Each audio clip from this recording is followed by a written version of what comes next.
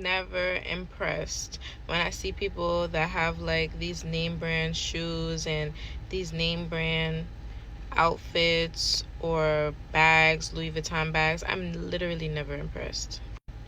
Because the real rich people do not go that hard to try to prove that they're rich. Facts. They actually try to dress down so that people don't think that they're rich. So you come into your job at T-Mobile with a Louis Vuitton bag. What? That don't make no sense. You're making $22 an hour at T-Mobile. You spent a week paycheck on a Louis Vuitton bag? For what? To prove what? To who? To your T-Mobile coworkers? That you have money? When they know how much you make? You buying a $20,000 car and you don't have a house? Why? To drive around and make people think that you got it and you don't? People like that will never impress me, bro. Never. I call it Caponomics. In certain communities, is off the chart.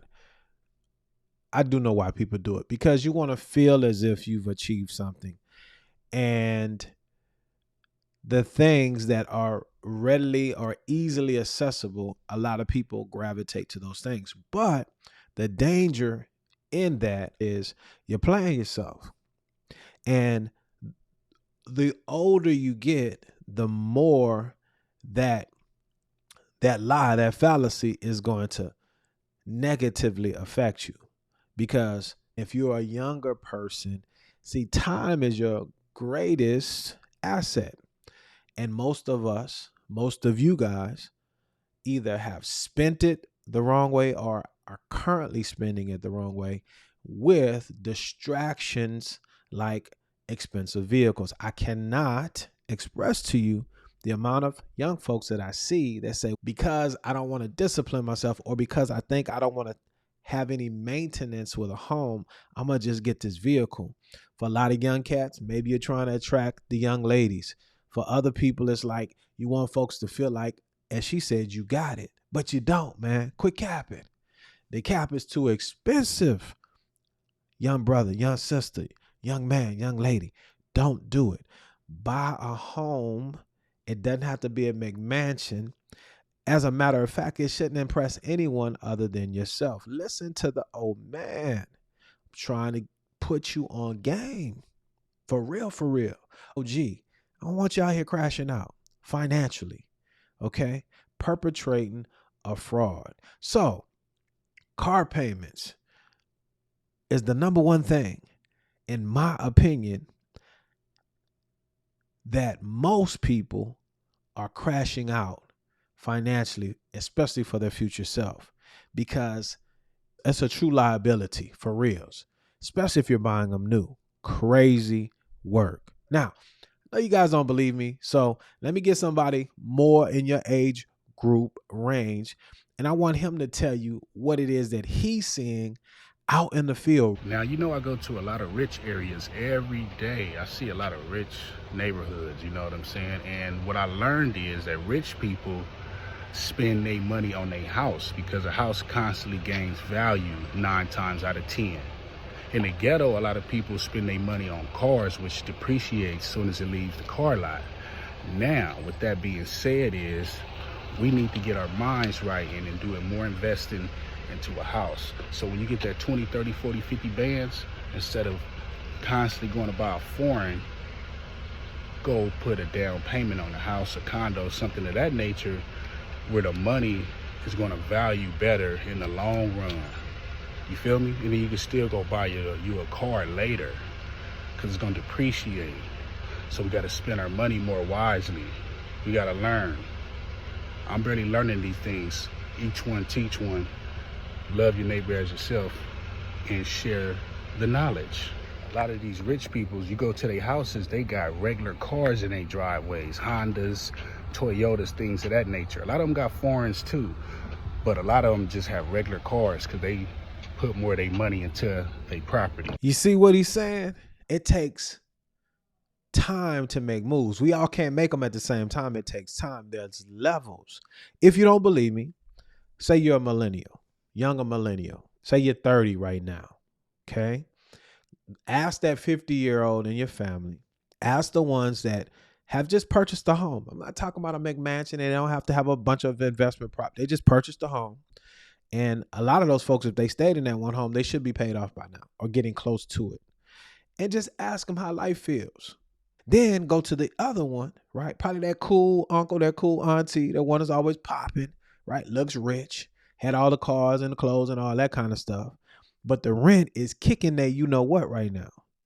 Ask them how they feel and ask them if they wish they would have purchased something sooner. And for all of you that are going to get in the comments section and give me 1,000 reasons why everybody can't own, I get it.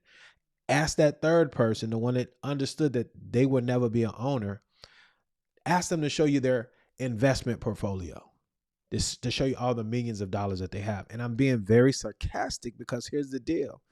It don't happen. And a lot of you guys are using that as an excuse now because your future assumption intentions are what you're going to do, but you ain't doing it today. If you're not doing it today, it ain't going to happen tomorrow. And 20 and 30 years are going to pass for those of you that want to become a homeowner. So ask those folks in your circle, okay, the one that bought, the one that didn't, but looked like they had a great time, and then the one that was a renter, ask them to see the investment portfolio, all that money that they so-called saved, and they invested. And then you guys take the peace test. What's the peace test, Robert? I've created that simple 2 to 5 minute test that you can take for those of you that want to become a homeowner so you can determine if you're ready to move forward, right? And then from there, you can schedule a consultation. I want to hear what it is that you are looking to achieve. And then if there's a fit, we can determine how you can purchase a home and it be a blessing because you'll pass the TMI test, the taxes, maintenance, and insurance. So do that. It's down in the description or the pinned comment of this video so that you don't play yourself for the future, okay? Because there's a race to the bottom and you don't want to be at the bottom because when you're down there, you got to get what everybody gives you. And I don't want that to happen. Now, here's the balance. Here's the balance. As he said, sometimes real estate fluctuates. Not sometimes, it fluctuates all the time. But I'm coming from this standpoint. As you get older, if a house is paid off, you're dealing with taxes and insurance. And depending on your age and where you are and things of that nature, there's ways to mitigate those costs. When your production level is going to come down, you're on a fixed income. And worst case scenario, if you can't even stay there anymore, that's a pile of money, a forced savings account that a lot of us don't have at a certain age and older. If you don't believe me, go to Walmart, go to these places. These folks have to work to keep up with inflation. It is what it is. Play the game, learn how to play it right so that you can put yourself, your family in the best position for the future, because that's what it's about, right? Tomorrow's not promised according to the scriptures, but if we're here, we plan for it today as if we're going to be there. Be a good steward over what we have, okay? And so you can, as he's saying, look at these folks that really got it, right? And they driving, Subarus, Hondas, cars that have a longevity not appealing to the eye, but they appeal to the bottom line. That's what a lot of us have to learn how to change our mindset from a poor reactive mindset to a wealth mindset. And that's what the young man is pointing out in his video, because it's not about what other people are doing. It's all about what you're doing. But we can take information and inspiration and learn how to do things the right way. That's all I'm trying to do here, not trying to get down on you. If you have watched this video and said, you know what? I do want to become a homeowner.